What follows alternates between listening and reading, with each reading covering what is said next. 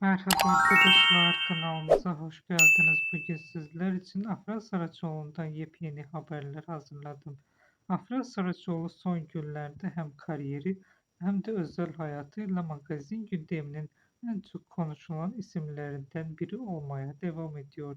Başarılı oyuncunun yeni sezon için hazırlanan büyük bütçeli bir dijital platform projesiyle görüşmeler yaptığı iddialar kulislerde geniş yankı uyandırdı. Özellikle son dönemde uluslararası markalarla yaptığı işbirlikleri ve moda dünyasındaki yükselişi onun kariyerini yalnızca oyunculukla sınırlı bırakmadığını gösteriyor. Milano'da katıldığı özel davetlerde dikkat çeken tarzı ve zarif görüntüsüyle sosyal medyada yoğun ilgi gören Afra Saraçoğlu'nun Avrupa merkezli moda projeleri içinde teklifler aldığı konuşuluyor.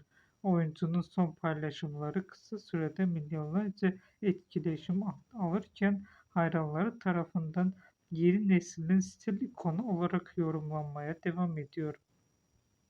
Özel hayatıyla ilgili sorular gündemdeki yerini korurken Afra Saraçoğlu'nun son röportajlarında daha sakin ve sessiz yaşam tarzını tercih ettiğini vurguladı, dikkat çekti.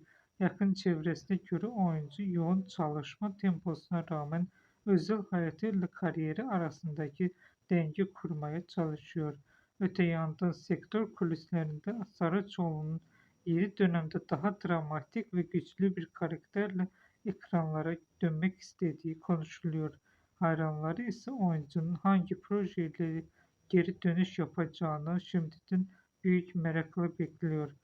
Bugünlük benden bu kadar arkadaşlar. Yeniden görüşmek üzere. Hoşça kalın. Bizi izlemeye devam edin.